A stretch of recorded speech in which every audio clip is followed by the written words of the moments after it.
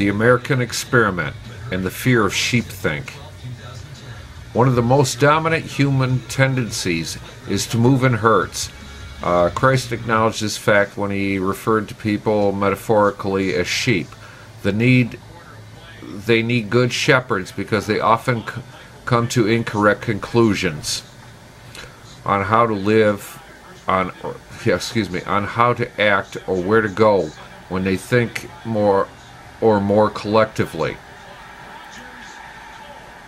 This is the problem with the herd rule, democracy, why America's founders were so afraid of democracy as a system of government, and why they instead gave us a constitutional republic. This is not to say that herds are irrelevant. Their welfare is central to any country's reason for existence. The question is whether that welfare is best secured by the collective actions of the herd, or whether another system can better secure their freedom and safety. And while the people certainly have a crucial role in the governance of any country, their role in America has been multiplied far beyond its constitutional and functional limits.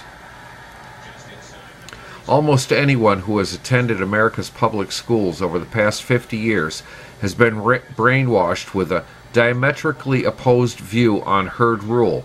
America is a democracy, we are taught, and a democracy is either the very best form of government or the very worst, except for all others, as Churchill so cleverly put it. Either way, we all proudly believe that democracy is the only form of government that'll work. This way of thinking is now so ingrained in our thinking that it is virtually impossible for us to move apart from the herd. America, in virtually every American's mind, is great because its democratic institutions and because of its actions on the world stage since 1898, or even before. The Spanish-American War, both World Wars, Korea, Vietnam, both Iraq wars, and the war in Afghanistan, and our many police actions around the world, we are told, have been extensions of benevolent and democratic American power.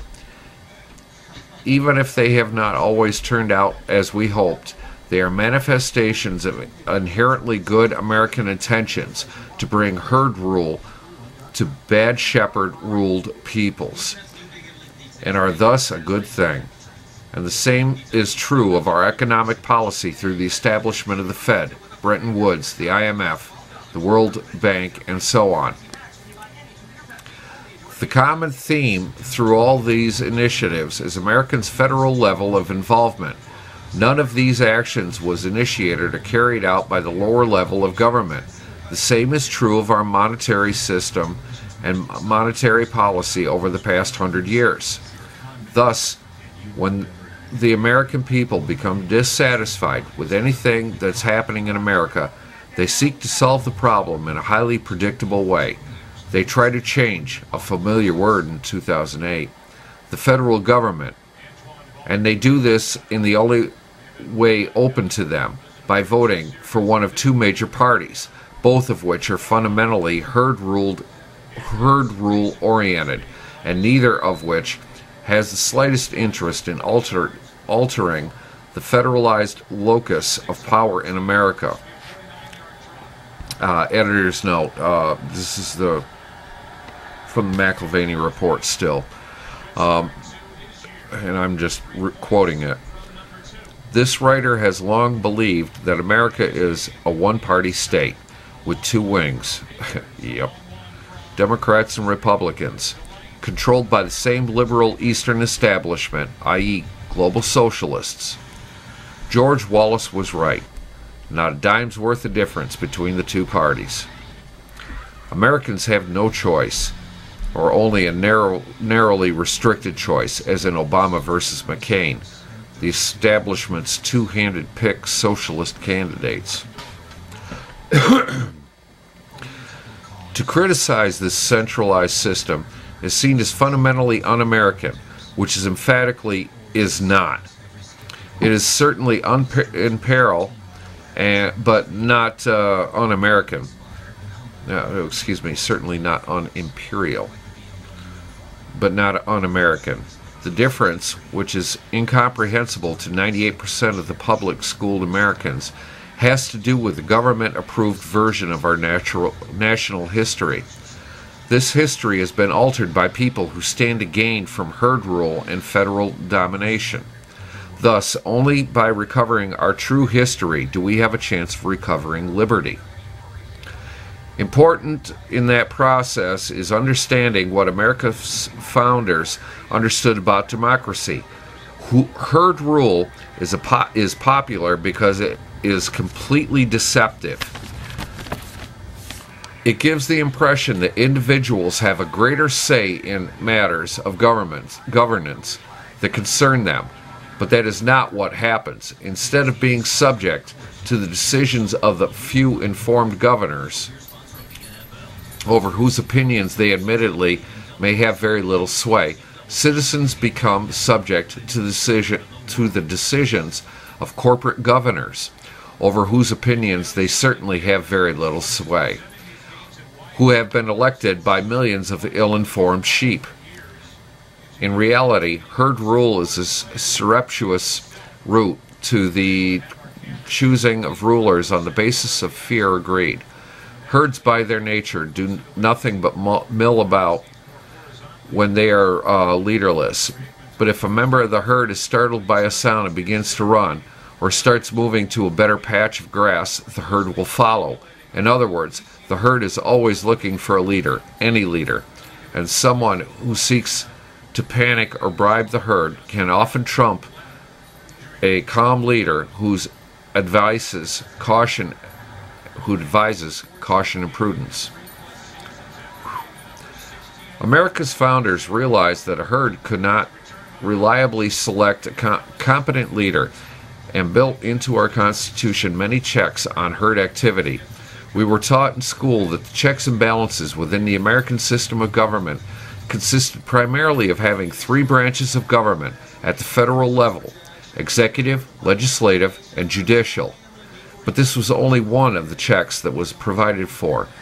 The only one that has survived, though survived is perhaps too strong a word given the practical evisceration of Congress and the Supreme Court.